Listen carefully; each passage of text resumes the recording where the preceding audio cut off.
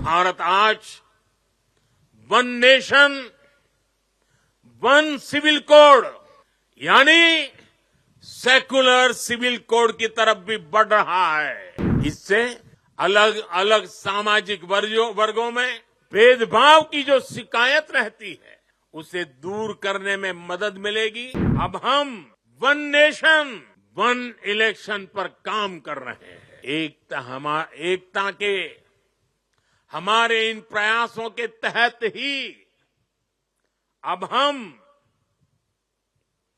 One nation one election पर काम कर रहे हैं, जो भारत के लोकतंत्र को मजबूती देगा,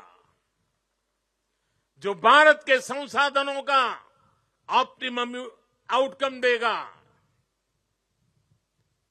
और देश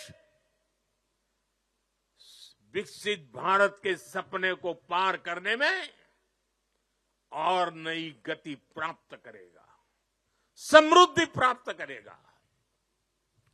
भारत आज one nation one civil code यानी सेकुलर सिविल कोड की तरफ भी बढ़ रहा है।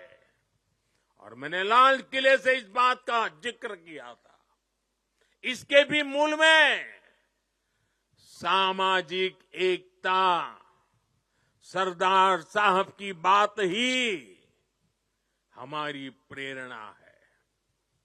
इससे अलग अलग सामाजिक वर्गों में भेदभाव की जो शिकायत रहती है उसे दूर करने में मदद मिलेगी।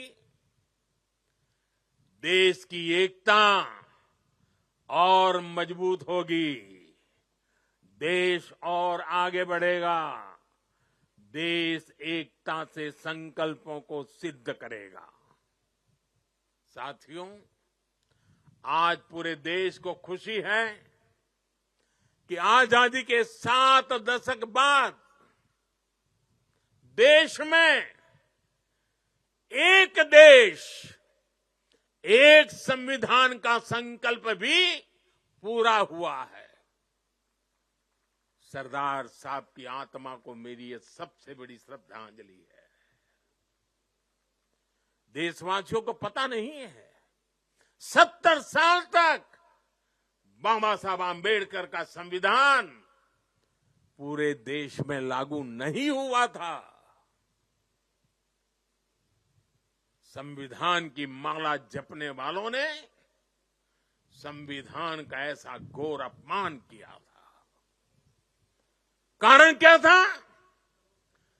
जम्मू कश्मीर में आर्टिकल 370 की दीवार, आर्टिकल 370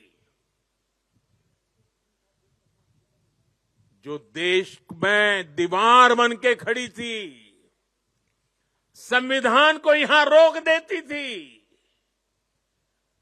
वहां के लोगों के अधिकारों से उनको वंचित रखती थी। वो धारा 370 को हमेशा हमेशा के लिए जमीन में गाड़ दिया गया। Subscribe to Midday India. Get direct notifications on all our videos by clicking on the bell icon.